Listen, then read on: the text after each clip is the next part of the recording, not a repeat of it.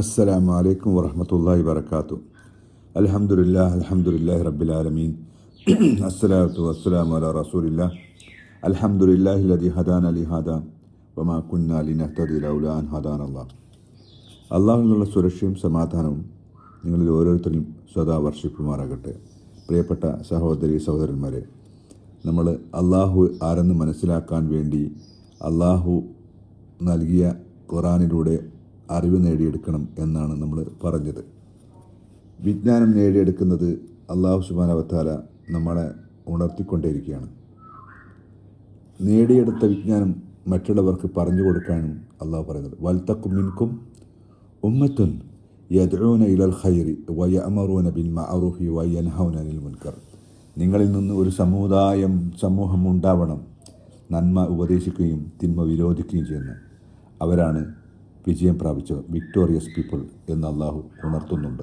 അള്ളാഹു പറയുകയാണ്, തൻസീലു മിനർ റഹ്മാനിർ റഹീം കിതാബൻ ഫുസ്സിലത്ത് ആയാതുഹു ഖുർആനൻ അറബിയൻ ലിഖൗമി യഅലമൂൻ.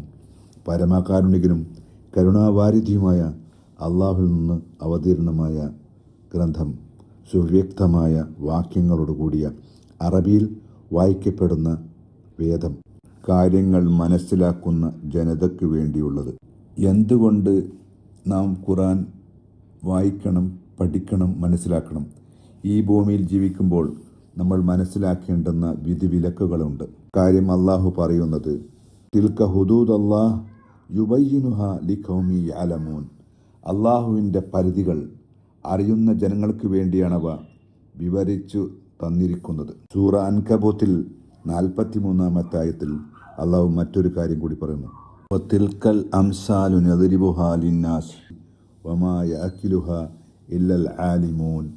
ജനങ്ങൾക്കു വേണ്ടിയാണ് നാം ഉപമകൾ ഉദ്ധരിക്കുന്നത്, പക്ഷേ അറിവുള്ളവർ മാത്രമേ അത് ഉൾക്കൊള്ളുകയുള്ളൂ. വായിച്ചാലും പഠിച്ചാലും മാത്രം പോരാ, അതിനെക്കുറിച്ച് ചിന്തിച്ചുകൊണ്ട് അത് ഉൾക്കൊണ്ടുകൊണ്ട് അള്ളാഹുവിൻ്റെ മാർഗത്തിൽ ജീവിതം നയിക്കേണ്ടെന്നതും കൂടിയാകുന്നു. അറിവ് നേടിയെടുക്കുകയും അറിവുള്ളവരാവുകയും ചെയ്യുക. അറിവുള്ളവനും അറിവില്ലാത്തവനും സമമാകുകയില്ല എന്ന് അള്ളാഹു തന്നെ നമ്മളോട് ഉത്ബോധിപ്പിക്കുന്നുണ്ട്.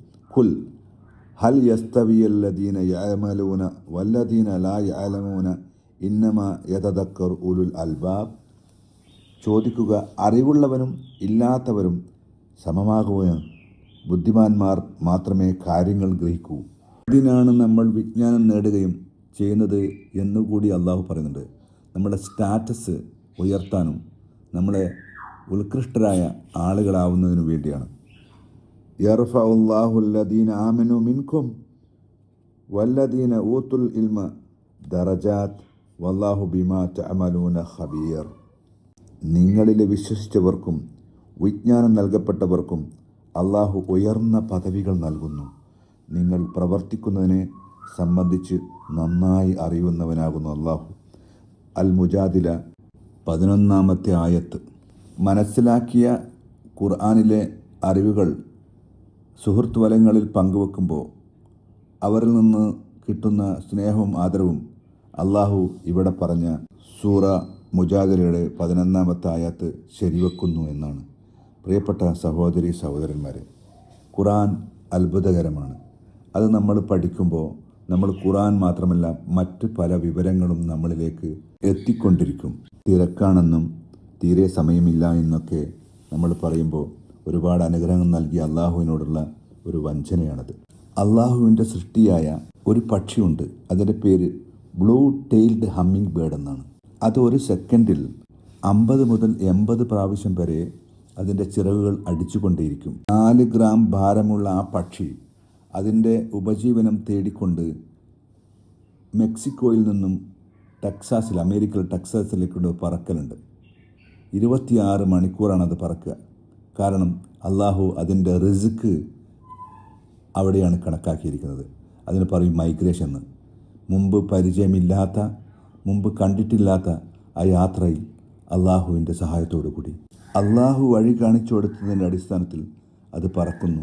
കാരണം non stop, no water, no food. അതിന് അള്ളാഹു തീരുമാനിച്ച ആ സ്ഥലത്തേക്ക് അത് പറന്നു പോയിക്കൊണ്ടിരിക്കുകയാണ്. പറക്കുന്ന സമയത്ത് മുഴുവനും അത് അതിന് നൽകിയിട്ടുള്ള തസ്ബീഹും സലാത്തും നടത്തിക്കൊണ്ട് അത് പറന്നു പോകുന്നു. നമ്മളെ ഒരുപാട് കഴിവുകളുള്ള ബുദ്ധിമാൻ എന്ന് പറയുന്ന മനുഷ്യനാണ്, നമ്മൾക്കതിനൊന്നും സമയമില്ല എന്ന് പറയുന്നത് എത്ര ക്ലേശകരം. വ ആഖിറു ദഅവാനാ അനിൽ ഹംദുലില്ലാഹി റബ്ബിൽ ആലമീൻ. അസ്സലാമു അലൈക്കും വറഹ്മത്തുള്ളാഹി.